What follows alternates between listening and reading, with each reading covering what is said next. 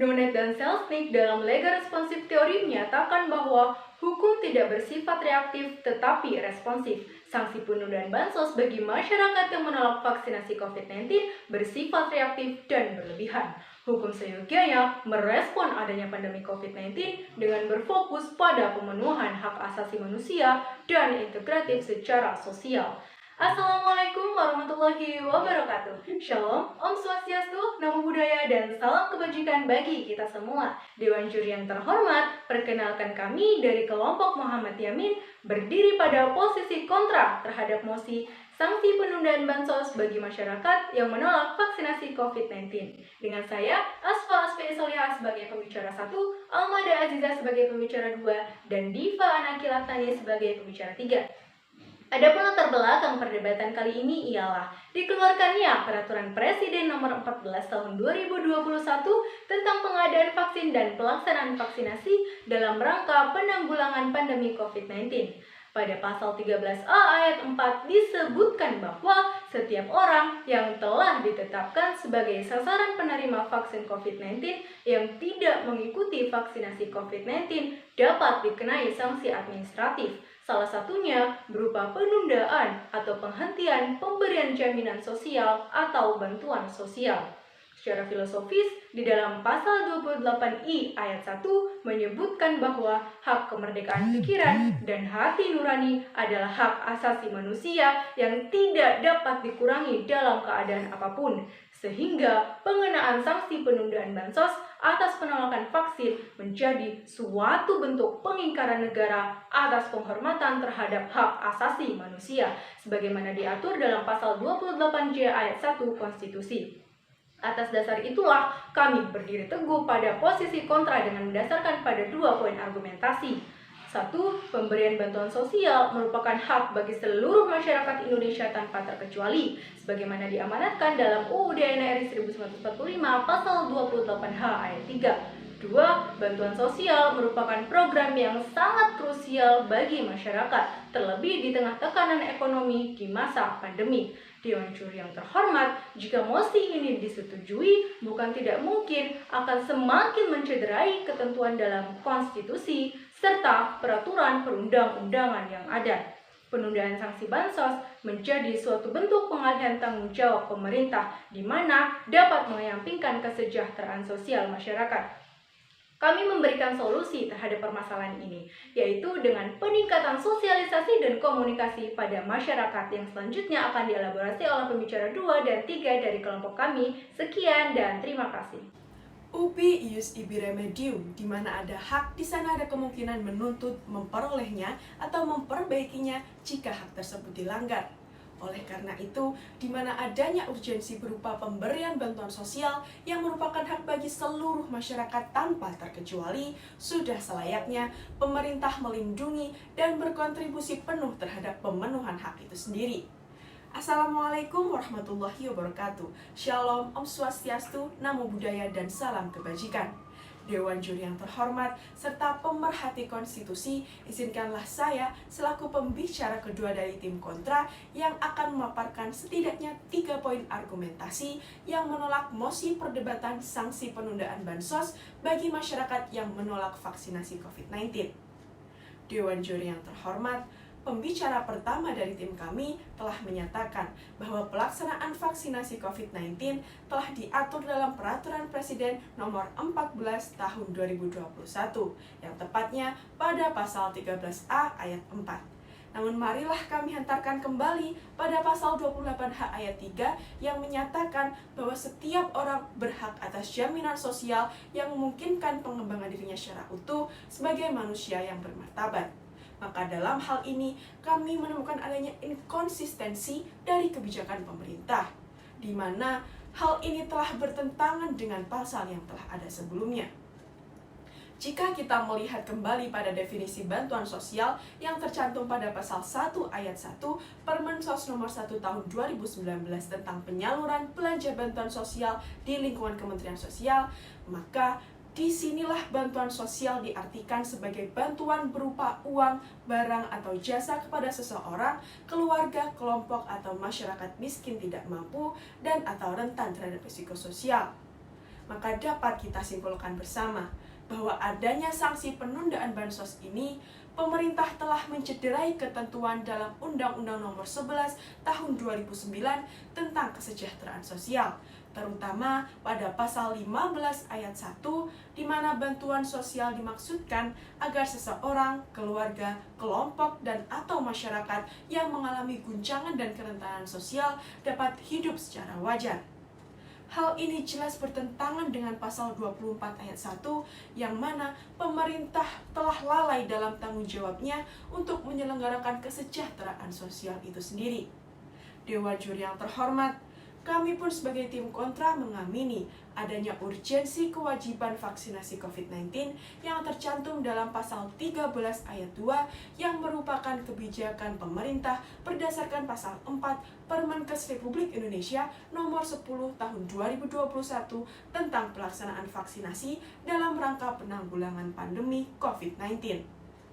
Namun, jika kita melihat dari undang-undang yang telah mengatur adanya hak asasi manusia sebagaimana tertera pada pasal 28I ayat 1 dan Undang-Undang Nomor 29 Tahun 99, maka kebijakan untuk mewajibkan ini bukanlah tindakan yang tepat, yang mana dalam hal ini justru pemerintahlah yang harus menghormati, menampung aspirasi, serta memberikan solusi terbaik pada setiap keputusan masyarakat atas partisipasinya dalam vaksinasi COVID-19.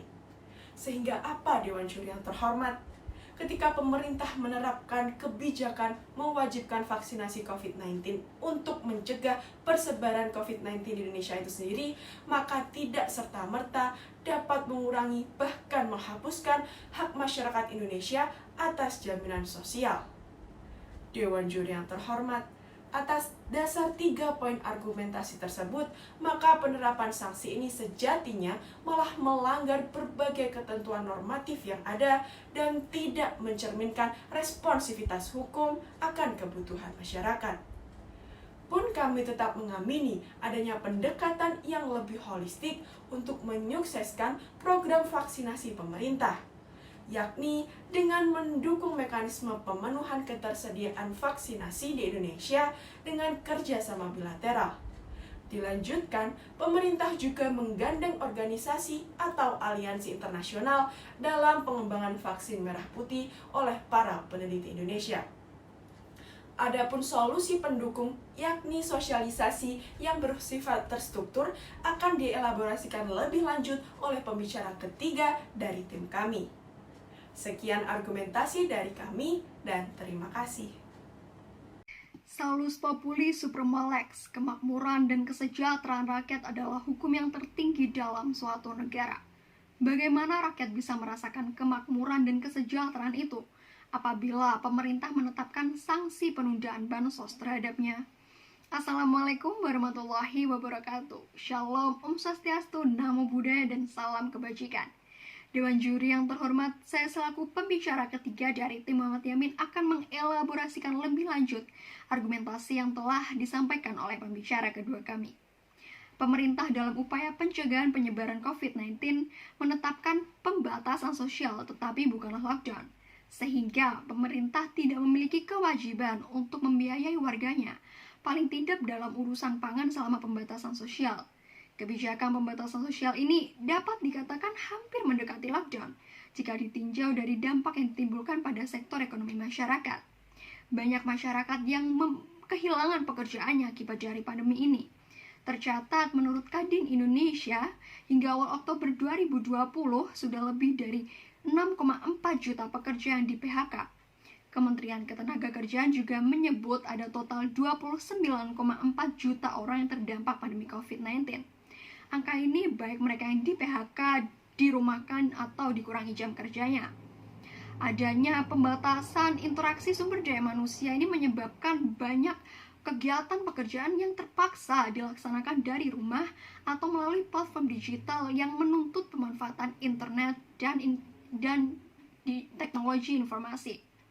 Sayangnya, tidak semua masyarakat dapat menjangkau hal itu. Berdasarkan beberapa fakta tersebut, dapat kami simpulkan bahwa masyarakat sangat susah dalam bertahan hidup di situasi pandemi ini. Untuk itulah bantuan sosial dari pemerintah sangat krusial dibutuhkan oleh rakyat. Dewan juri yang kami hormati, sejujurnya kami sangat keberatan dan sangat menyayangkan dengan adanya kebijakan sanksi penundaan bansos bagi masyarakat yang menolak vaksinasi COVID-19 ini. Argumentasi kami bukanlah tanpa alasan, sebagaimana yang termaktub dalam pasal 34 UUD RI 1945 ayat 1, fakir miskin dan anak-anak terlantar dipelihara oleh negara. Jelas, pemerintah memiliki tanggung jawab penuh terhadap para fakir miskin, yang mana dalam hal ini merupakan salah satu golongan penerima bansos COVID-19. Berdasarkan poin-poin pertimbangan tersebut, kami menawarkan beberapa solusi kepada Dewan Juri yang terhormat. Pertama, bukan penerapan sanksi yang dibutuhkan, tetapi menggalakkan sosialisasilah penyelesaian. Franz dan Raven 1956 mengemukakan salah satu konsep teori kekuasaan berbentuk coercive power, di mana orang yang ditargetkan untuk patuh adalah untuk menghindari hukuman, atau dalam kata lain orang patuh karena takut hukuman. Konsep kekuasaan ini dinilai tidak efektif terkait penerapannya dalam situasi bencana pandemi COVID-19. Hal ini sangat tidak selaras dengan tujuan dari pelaksanaan kesehatan, yakni kesadaran diri akan kesehatan itu sendiri. Adanya sanksi bantuan sosial bagi masyarakat yang menolak vaksinasi hanya akan menghasilkan kepatuhan atas dasar rasa takut oleh desakan kebutuhan ekonominya, dan malah menghilangkan esensi dari kesadaran akan kesehatan.